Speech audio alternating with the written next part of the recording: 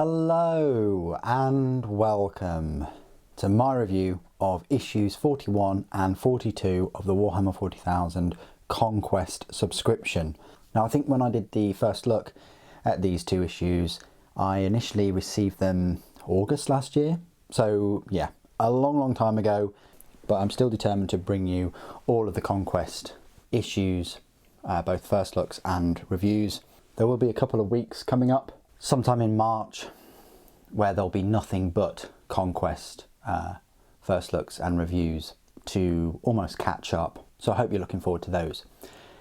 The main focus of issue 41 and 42 is the Death Guard Plagueburst crawler. The model is separated into two sprues, one for issue 41 and one for issue 42. Let's not forget this model separately is £40. So for £16, you're getting a £40 model. Parts wise, it's exactly the same as the individual kit. It's just green plastic. That's the only difference. You still get the spare parts, still get the weapon options and all the rest of it. So we'll have a look at both of the issues. We'll have a look at the model. We'll look at the spare parts, do some size comparisons, and then I'll go through all of the rules from the Death Guard Codex. So issue 41, which has already started to come apart a little bit. This introduces you to the Plagueburst crawler right here. Its specialisms, its siege warfare, biological warfare. It's got a number of weapons. Two sponson mounted weapons, a front kind of coaxial mounted weapon, I want to say, or hull mounted weapon, and then it's got the siege cannon itself.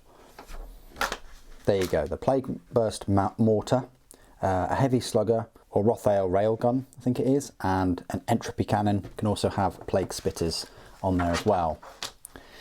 There they are, which are a little bit like flamers in a way. So they're the plague spitters, they're the entropy cannons, Rothail volley guns, and the heavy sluggers, and then the Plagueburst mortar. That's the main reason why you get this vehicle. It talks a little bit about Space Wolves, some war zones for Fenris, Siege of Fenris, and then how to build the Plagueburst crawler. It actually goes through every single part of the build process in issue 41, all the way to the end. There's an article about how to highlight your Death Guard with the Plague Surgeon, you know, with the Stormhost Silver and the Liberator Gold, applying the red highlight. Then it gives you a Warzone Kalon and some terrain pieces, the thermic plasma regulators. They'll be coming in the next first look and review, or the one after, sorry, because the next one is just paints. And then a little preview of the next two issues, which is just the other half of the Plagueburst crawler, the thermic plasma regulators, and then issue 44 is the paints. So that was issue 41. Issue 42 just builds on that. It gives you some lovely artwork by John Blanche, Ages of Mankind, Eye of Terror, Garden of Nurgle, looks pretty funky, and then Ground to Dust, a bit of fiction there, and there, a couple of pages of it, and then how to paint the Plagueburst crawler. I really like the setup of these two issues. You've got issue 1, which goes through the build guide and some highlights, and then issue 2 just focuses on how to build that model that you've just built in the last issue. I say in the last issue, you got half of it in this issue, obviously. The configuration they've gone for is the entropy cannons and the Rothail volley gun. It's quite decent. And then a battle for Kalon, so it builds on the Kalon article from before. Kalon must fall, and then it gives you the data sheet there. It's exactly the same as in the Codex, and it even goes to, and it even explains what disgustingly resilient is. Sometimes with abilities, they might just say it's disgustingly resilient without going on to say that it's got a 5+, you know, to ignore the wound. And then a preview of 43 and 44. 43 is the thermic plasma regulators, which will be the next two videos coming up to the channel, and then the week after will be just a first look and review of issue 44. Then I think 45 is the Scouts. So hope you look forward to all of those. So that's issue 41 and 42. Very decent. This whole series of 4 issues have been very good, mainly because they've been held up and supported by this £40 model. I think someone's recently asked me in the issue 41 first look video whether I already have a Plagueburst crawler. I do, but I definitely wanted another one, and I'm pleased that this subscription included one for the nice price of £16. So let's have a look at the detail of this model. Have a little bit of a zoom in. So you've got this lovely blade here, this dozer blade. Maybe it's to scrape away all the dead bodies or the mucus or slime or pus or whatever, or decomposing enemies off the battlefield. Who knows? Either way, it's pitted with pock marks, and you've got the 3 symbol for Nurgle there. You've got these blades, you've got the heavy slugger, you've got the entropy cannons, and you've got the mortar as well. You could magnetise the side, cut the little plug off. There's no reason why you can't. Put a little magnet in the entropy cannon and in the plague spitters, and you know, mix and match. I haven't. I just decided not to. But if you've paid £40 for the model, or you're interested in just getting this model separately, I would strongly suggest you do that, just in case you wanted some kind of heavy flamer anti-personnel weapons along with this vehicle. It might be more competitive to do it that way, but the way I see it, I prefer my tanks as single purpose. So if this is long range, which it sort of is, with the 48-inch range mortar, I also want the cannons to be as long range as possible, which is 36 inches, and the same for the heavy slugger. If you start putting weapons, you know, the sponson weapons at range 8 inches or 10 inches, whatever it is, then you're moving into the realms of sort of dual function, which is okay if you're going to leave it on its own at the back somewhere and expect it to be charged. But keep it in the least accessible place as possible, and if you can't manage that, make sure it's got some you know, close combat support. That's my best advice, really.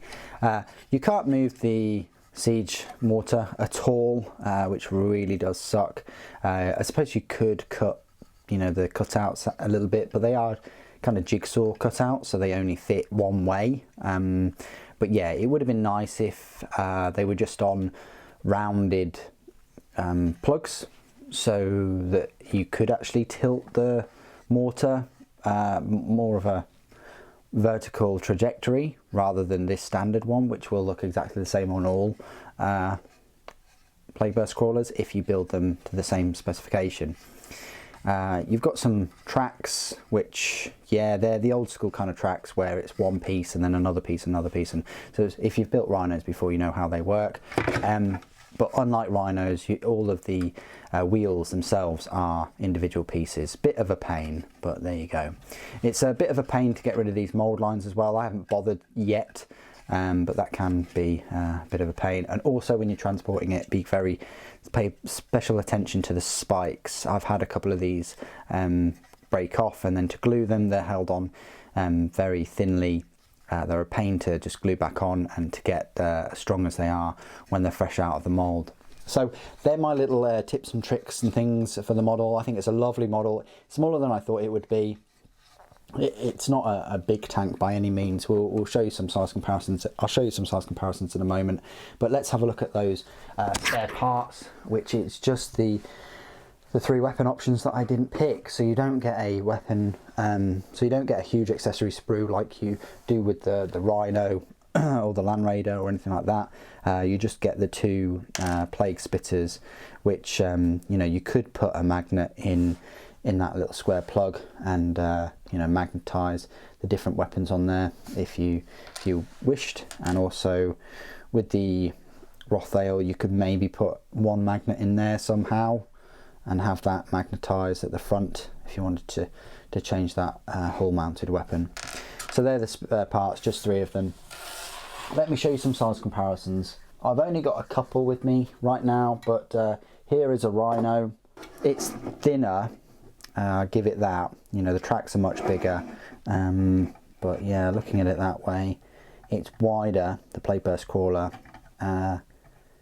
Overall, I'd say the Plagueburst crawler is a bit bigger, just because it's a bit wider and longer.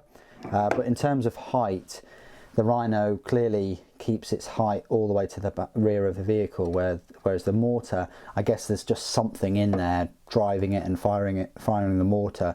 But I do question kind of like what operates the mortar, what reloads the shell, how the shell is reloaded. Maybe the ammunition is all in there as well. But there's quite a lot of systems to work. You know, you've got two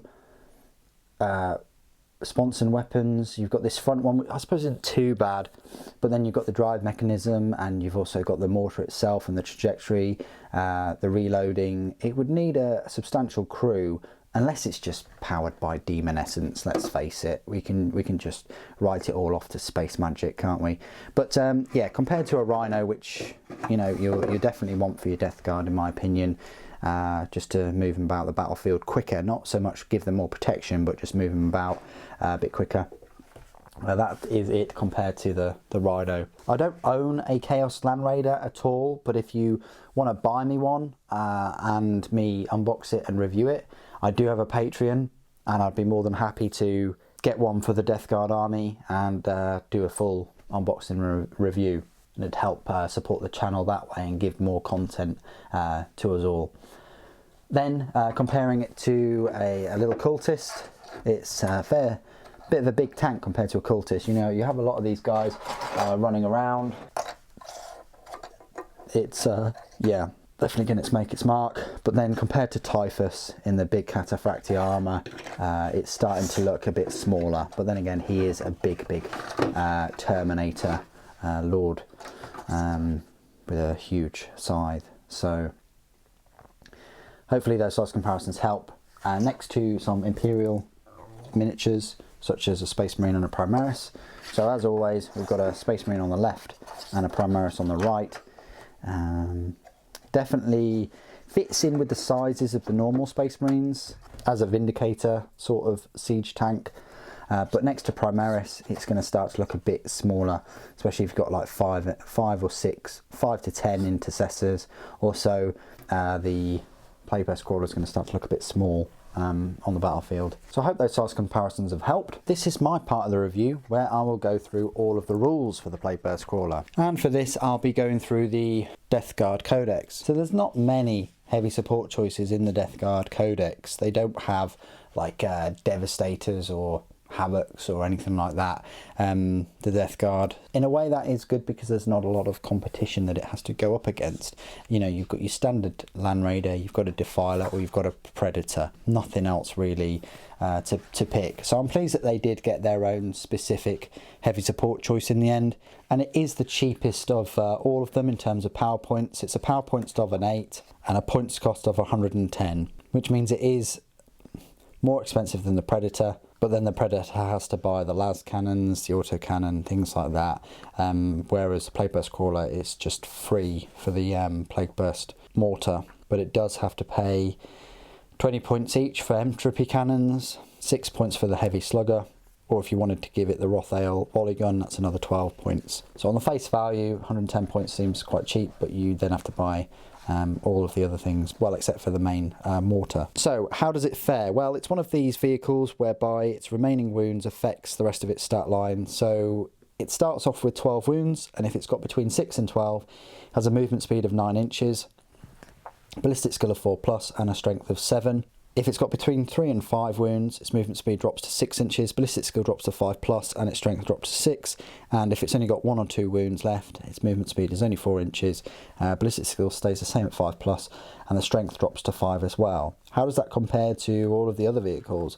Well, actually, it's the slowest vehicle out of, well, other than the Defiler, it is the slowest tank. It's slower than a Land Raider, way slower than a Predator or Rhino, which are, you know, steam along at 12 inches movement speed. Its weapon skill is a 6+, its toughness is 8, it's got 12 wounds, 3 attacks, leadership 8, and a save of 3+. So it's got the same number of attacks as a Rhino, it's got 2 extra wounds, it's got a better toughness at 8, and it's got a higher strength too. But it is double, you know, the power points cost.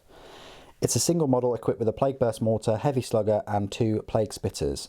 This model may replace both its plague spitters with 2 entropy cannons. This model may replace its heavy slugger with a Rothail volley gun. So it comes with that heavy slugger and 2 plague spitters. Now, you can replace it with the entropy cannons. They are a range 36 inch, heavy 1, strength 8, AP -4, damage D6. They're a little bit like a las cannon, but just shorter range. It comes with that heavy slugger, which again is a 36 inch range, heavy 4, strength 5, AP -1 and damage 1, bit like a 4-shot heavy bolter. The plague spitters are 9 inch range, assault D6, strength of the user, which could be affected by the number of wounds it has. So it starts off with strength 7, AP -1, damage 1. It's a plague weapon and automatically hits its target. If you need a refresh, a plague weapon can re-roll wound rolls of 1 for the weapon. So it hits automatically and you can actually re-roll the wound rolls of a 1. The Rothail volley gun, which it can swap out the heavy slugger for, is a shorter range than the heavy slugger. It's 24 inch range. It's got 1 less shot, heavy 3, but it does have a better strength at strength 6 and a better AP at -2 and a damage of 1.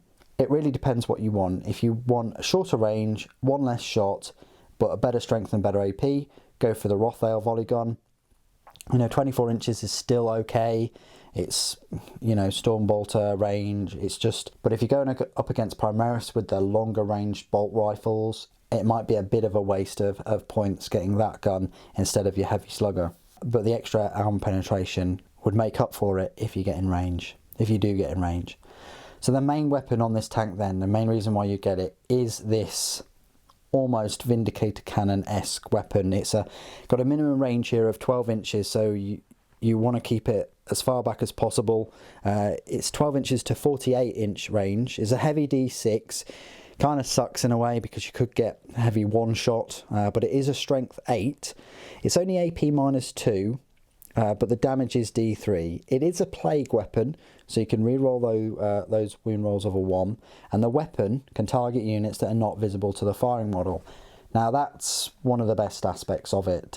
Yes, you need line of sight with the entropy cannons, but you can hide it, hide it somewhere, in some rubble, behind a building, whatever, and let rip with that mortar. It's probably one of the reasons why it's also good to have the plague spitters instead of the entropy cannons.